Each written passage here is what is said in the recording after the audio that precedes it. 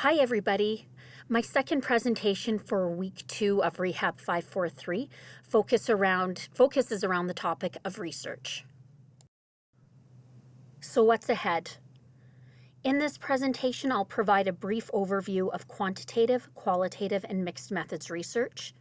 Some of you may not need this information, so please feel free to skip through it if that's the case. I'll discuss ethics in research, I'll provide a research example, and I'll conclude with referencing and citation tips. Qualitative research. Qualitative research is an approach for exploring and understanding the meanings individuals or groups ascribe to social or a human problem. The process involves emerging questions and procedures. The data collected is in the participant setting. Data analysis inductively builds from particulars to general themes, and the researcher makes interpretation of the meaning of the data. Quantitative research, on the other hand, is an approach for testing objective theories by examining the relationship among different variables. Variables are measured by instruments, and numbered data is analyzed using statistical procedures. Mixed methods research is an approach to inquiry involving collecting and integrating both quantitative and qualitative data. So for me, I always think about it as integrating the numbers and the words. The core assumption of this form of inquiry is that the combination of qualitative and quantitative approaches provide a more complete understanding of a research problem than either approach alone. This slide provides a comparison of qualitative, quantitative, mixed methods research in terms of design types, types of data, methods, data collection, data analysis, and interpretation. I'm not going to spend a lot of time here explaining what the terms mean, as all of this information in this table is in the optional Cresswell reading. If you are new to graduate studies, or it's been a while since you've been in school, I would recommend reading through the Cresswell chapter so that you are familiar with the words and terms. It's actually, in my opinion, it's an easy read. If you're completing a thesis that is research-based, consider the type of research you would like to conduct, the question you would like to answer, as well as philosophical worldview. Conducting an ethical study is important in any type of research, whether it relates to sexual health or not. An application for ethical approval needs to be submitted to the ethics board assigned to your institution. So before you can do any type of research, you need to submit an application for ethics, and then you have to wait for the ethics board to get back to you. Sometimes, most of the time, in fact, they will respond back and say that they will approve your research, but you might have to make some changes. Very rarely do they just accept or approve your research right off the bat. Part of an ethical study is creating a consent form that complies with your ethics board. Participants should be told that they can stop participating in the study at any time. When working with the data, researchers should use computers that are password protected and have screen time timeouts. When transmitting information, there should be secure mail, transport and firewall or virus protection. Any paper and pencil questionnaires, interviewer transcripts, related notes, tapes, memory sticks should be stored in a locked cabinet in a safe location. And on that note, no identifiers should be located on the questionnaires. Typically what you'll do is you'll remove identifiers and you will just call a person by a number, or you will create a pseudonym if it's an interview that you've done with a participant. The questionnaires, notes, and interview transcripts need to be shredded, and the interview recordings need to be erased after a certain period of time as per the ethics board, and it really depends on your ethics boards. Sometimes they say to eliminate the data after 5 years, sometimes it's after 10 years, sometimes it's after 12 years. It really depends on the institution and the ethics board. And depending on the nature of the study, participants can be told that if they're emotionally distressed, they will be referred to a variety of free and confidential community supports. And that last one in particular is related to sexuality or sexual and reproductive health. Sometimes your participants may participate in a study that triggers emotional distress. So it's very important that you've got some safeguards in place, or that you anticipate potential problems just in case they arise. In these next few slides, I'll provide an example of a mixed method study my team completed a couple of years ago. That study inspired a project my team is currently working on, and the name of the study was Training Parents and Service Providers to Promote Healthy Sexuality and Relationships Among Youth with Diverse Abilities.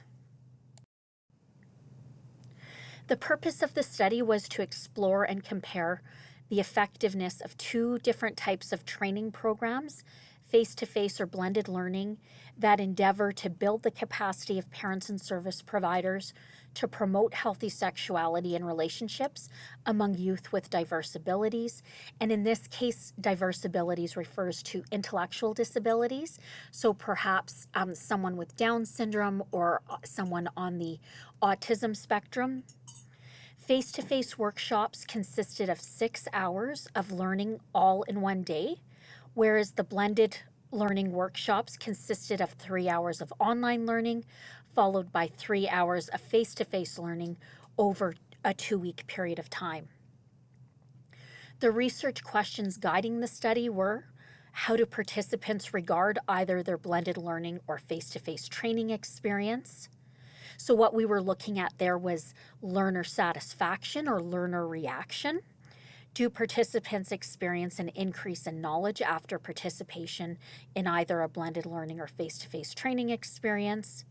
Do participants experience an increase in perceived comfort after participating in either a blended learning or face-to-face training experience? Do participants experience an increase in self-efficacy or confidence after participation in either a blended learning or face-to-face training experience? Do participants experience a change in attitude after participating in either a blended learning or face-to-face training experience? How do participants reportedly use their training after participating in either a blended learning or face-to-face training experience?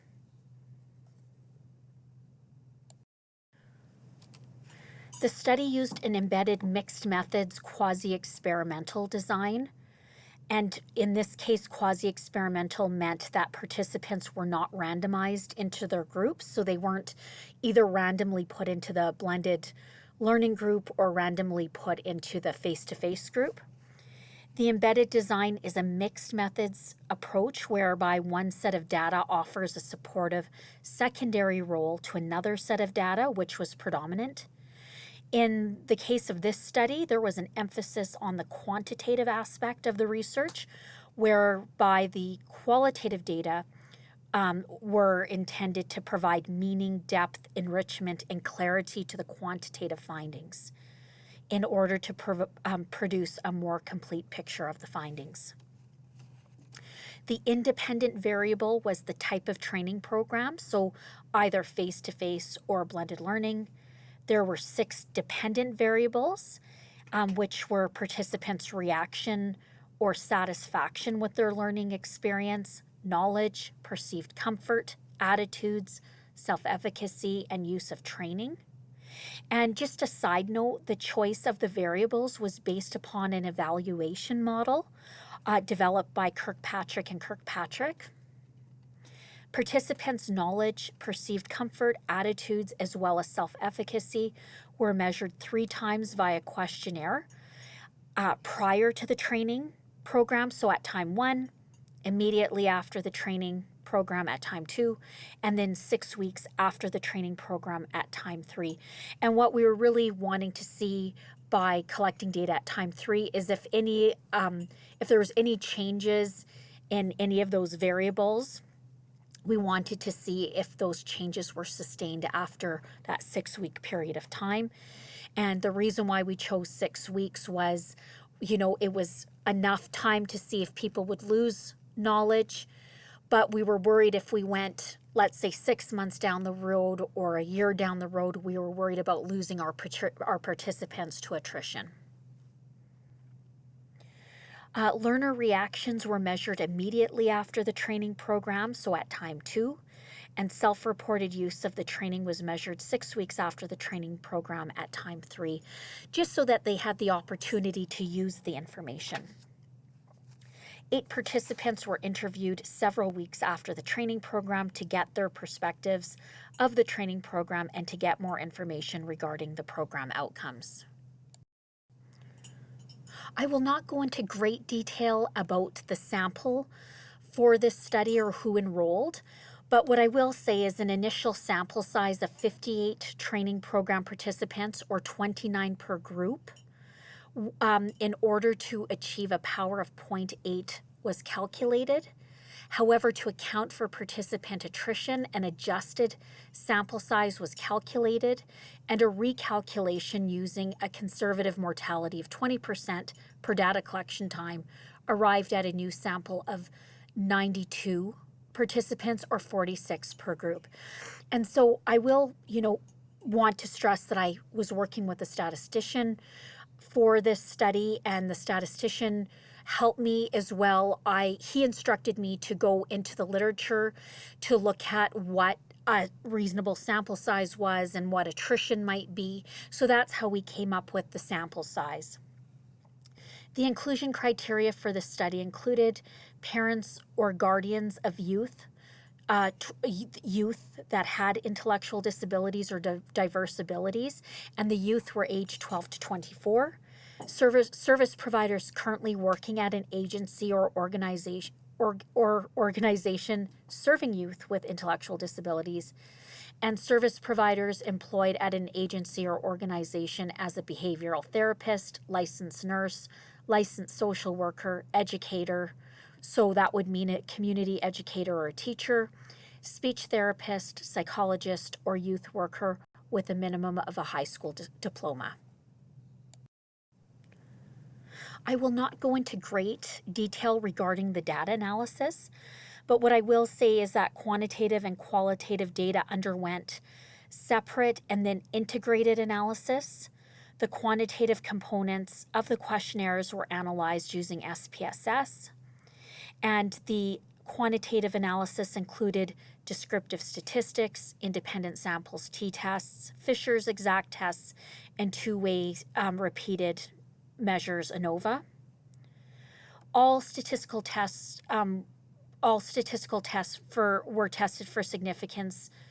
Tests for significance used an alpha level of 0.05.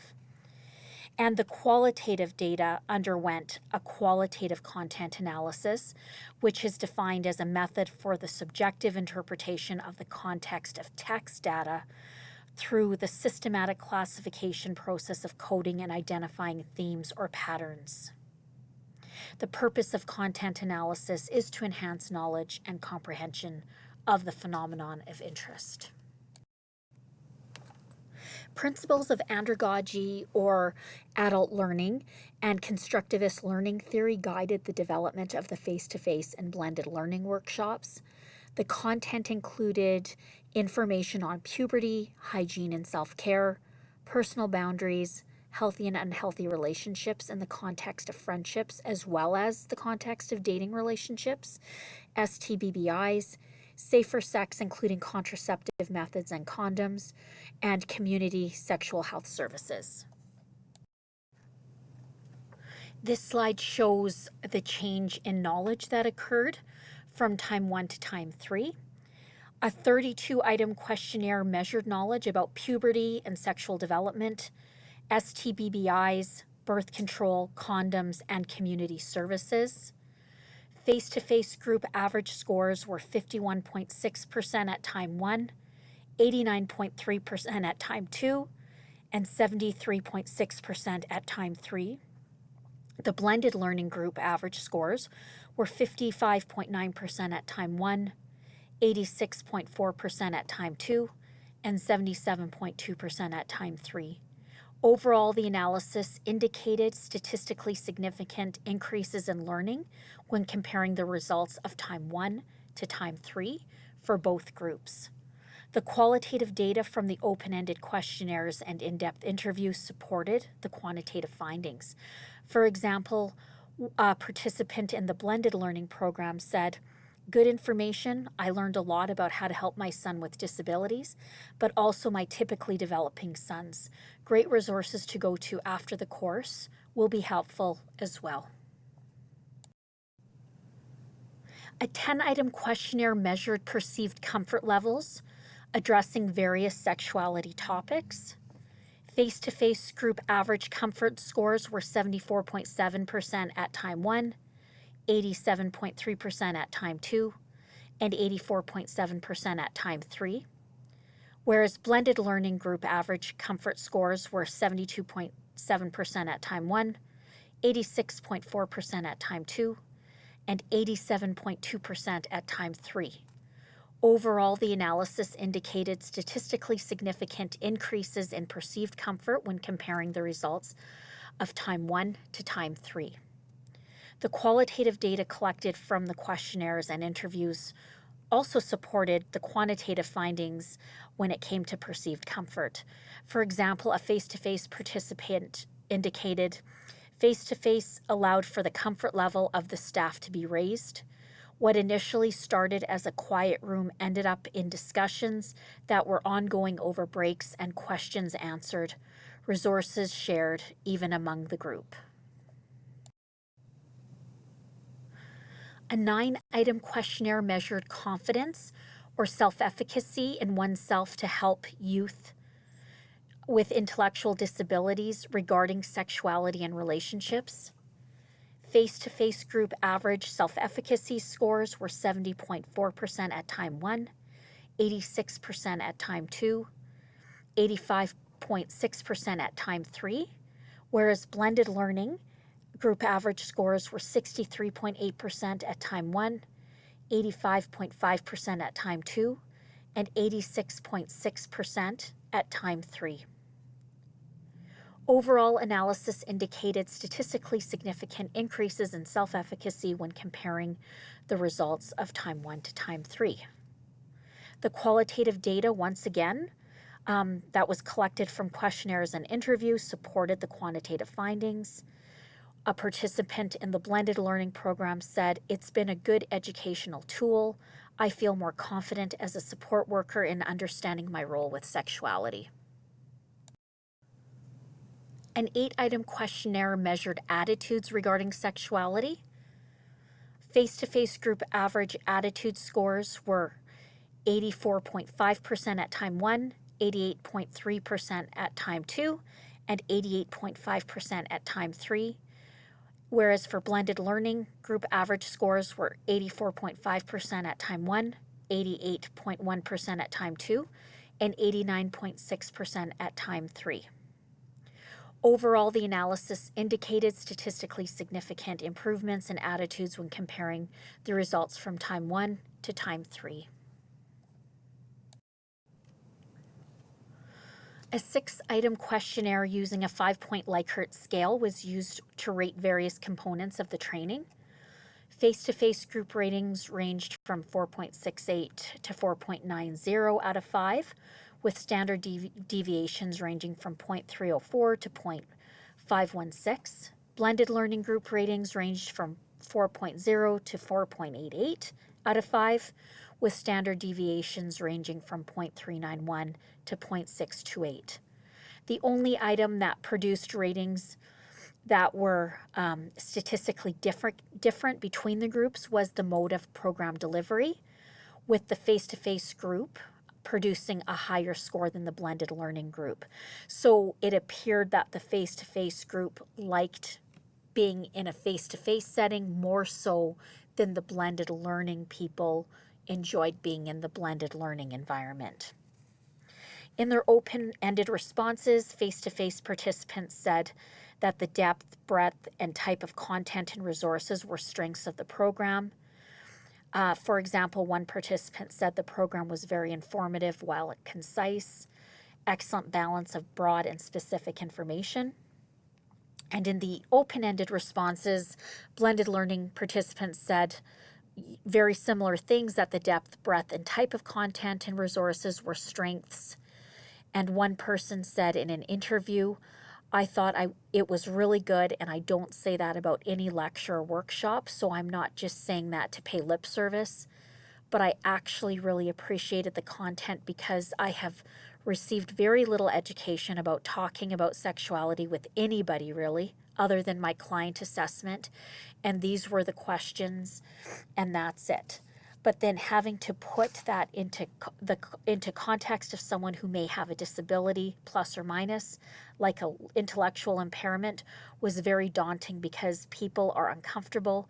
They are not sure what level to speak at, those sorts or reasons. So I felt like the content was very helpful.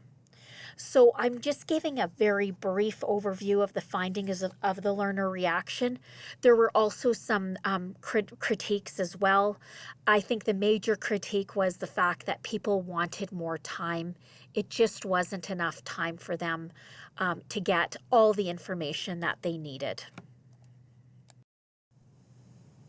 In terms of use and usefulness of the training, 6 weeks after the training, 65.4% of the face-to-face participants and 54.8% of the blended learning participants had reportedly used the training information. Fisher's exact test indicated the differences between the groups were not significant. Participants were also asked to rate the usefulness of the training on a 5-point Likert scale, ranging from poor to excellent. The mean usefulness score for face-to-face participants was 4.42 out of 5, compared to 4.40 out of 5 for the blended learning group. Independent samples t-tests indicated the differences between the groups were not significant. For those who had used the information, participants were asked how the information was used. In both groups, participants had used the information with students or clients or their own children. For example, a face-to-face participant said, I spoke with my son about puberty and masturbation, whereas a blended learning participant said, when encouraging youth and teaching them to wash their hands after using the washroom, to close the door when using the washroom, and to respect personal space of others. To summarize, the mixed methods data suggested that both the face-to-face and blended learning training programs were effective and acceptable mechanisms for training parents and service providers of youth with diverse abilities. Now, it's important that we take these findings with a grain of salt or with some caution, because the participants were not randomly placed into the groups. We don't know, we can't say with all certainty that the mixed methods data prove that these training programs were effective. We can only say that the data suggest they are effective. I'd like to conclude this presentation by providing some referencing quick tips. Something I would consider is a referencing management platform, especially if you plan to take several courses. If you're only taking a few courses, then perhaps you don't need to invest in a reference management system. I wish that I had invested in a reference management system at the start of my doctoral studies. I invested in one as I was writing my dissertation, and it was helpful at that time. I think it would have been more helpful if I got one right from the beginning. I completed my degrees at the University of Calgary, and they offered short workshops on different types of reference management systems, which I found helpful. I'd guess your respective, I would guess that the University of Alberta would also offer similar types of workshops. So different reference management systems could include EndNote, EndNote Web, RefWorks, and Zotero. This slide provides a screenshot of EndNote. You can import your article titles as well as a PDF copy. You can also set the type of citation you want to use, and in my case, it's set to APA, and for Rehab 543, we also require APA, and then it spits out the reference for you. Now, something I want to stress is that it's still important to check your reference list to ensure nothing is missing or the format is correct. Most of the time it is correct, but sometimes there are mistakes made as well. Another quick tip for referencing, if you do not want to purchase a referencing management system, is that you can get your citation through Google Scholar. And especially if you're only planning to take a few courses, it's very practical just to use Google Scholar. So what I would recommend is that you can type the name of your article into Google Scholar, and then you can press on the Cite button, and actually now I don't believe it's called Cite, it's actually a quotation mark. And once you press on the quotation mark, you will have the citation pops up for you in various different citation styles, as you will see on the next slide. As you can see from this slide, the citation appears in various formats such as MLA, APA, Chicago, Harvard, and Vancouver. All you need to do then is copy and paste the APA citation into your paper or into your reference list. So now I ask that we conclude by you taking the time to reflect on what you learned. So what was the most important concept you learned in the module? Why is this important? And 2 things that you need to explore further. Thanks for listening to this presentation. If you have any questions, please feel free to email me.